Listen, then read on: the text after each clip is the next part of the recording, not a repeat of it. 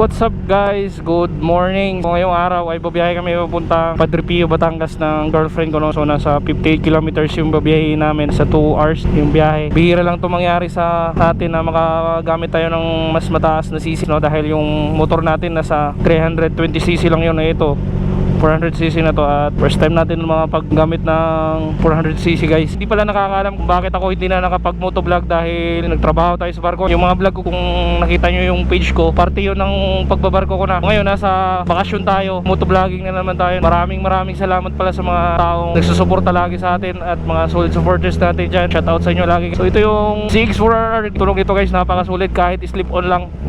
Ayan o, yun, lutong na lutong yung tunog niya at hindi masakit sa tenga. Medyo may kabigatan lang ng konti to. May auto blip at quick shifter na to. Tatlong mode din to, rain mode at yung sports. So ngayon nasa road lang tayo kasi kailangan pa natin to kapayin ng motor na to.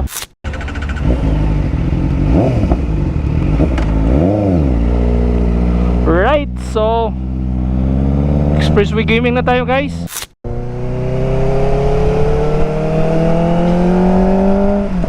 Grabe, napakasulit ng motor na to. Sobrang smooth ng engine niya. Wala kang ma-feel na mga vibration sa makina niya. Napakasulit. Para sa akin guys, kung may budget lang na piliin ko yung mga sports bike na mga ganito, okay na rin ako sa CX4R. Magaan lang siya dadalhin. Yung gearing niya napaka-smooth. Yung handling niya, wala kang ma-feel na ngalay sa katawan. Yung lang ang likod ko kanina kasi nanibago ako magmotor. Maraming salamat sa Extreme Tito kapag pairam sila ng motor sa atin. I-follow nyo yung page nila guys. At kung gusto nyo mag-inquire sa kanila, chat nyo lang sila sa page nila, Extreme Tito yung pangalan. Magre-reply naman sila kaagad. Napakasulit ng biyahe na to. Mainit pero okay lang naman kasi hangin naman.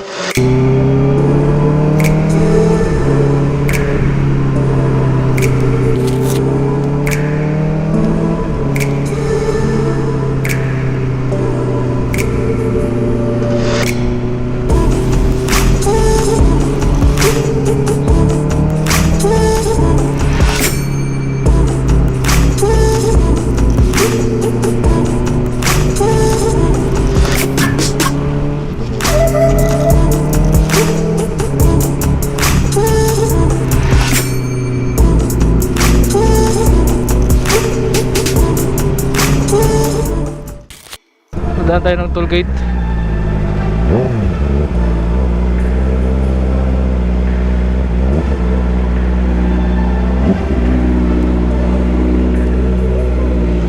Bayad B? Bayad. Meron niya ka-repay dyan. Hindi niya bibigay dito yan. Okay. Dito sa ORCR. Diyan sa loob dyan.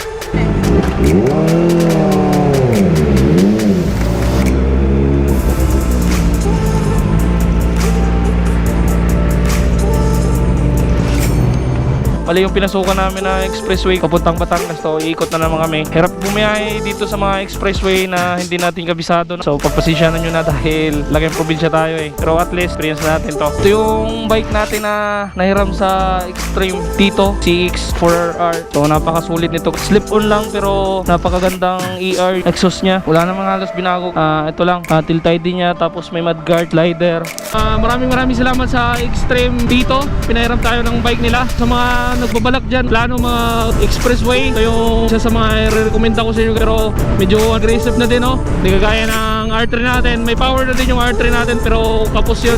Hindi kagaya nito na kaya nang makipagsabayan sa mga 1000cc na mga motor. Yun, shout out pala sa mga nakasama ko sa barko, sa mga kupal, sa mga sip-sip dyan. Good luck sa inyo guys.